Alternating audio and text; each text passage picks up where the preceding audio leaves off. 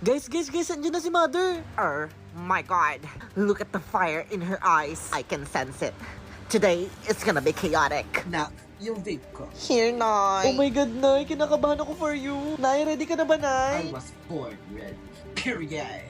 Oh my God, guys, si Steffi. Oh no, I knew it. This is gonna be chaotic. Tatakbo din pala siyang president ng student council. Steffi Sumini! Your mother has arrived. Nay, wag mong gustutin requirements mo yan. Andito na pala yung gaya-gaya. Siguro idol mo ko, no? Nalaman mo lang na tatakbo ko. Tatakbo ka na dun. Alam mo, hindi na sana kita papatulan eh. Pero sinisimulan mo ko. Una sa lahat, ikaw lang ba may karapatang tumakbo sa paaralang ito? Pangalawa, anong idol pinagsasabi mo eh ako ang nauna dito? For your information, hindi ako kinakabahan sa'yo. Baka ikaw ang kinakabahan sa akin. Ang lakas ng loob mo, no? Yung mga alaga mo nga, di mo babantayan. Buong school pa kaya. Ilusyonada. Bold of you to say.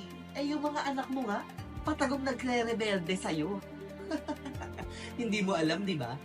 Kasi ikaw ang ilusyonada. Tuldok. Awayin mo na ako lahat-lahat. Huwag mo lang inadama yung mga anak ko. Sino ka ba?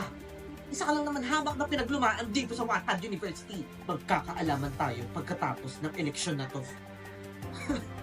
Good luck. Oh no, it's a mother versus mother.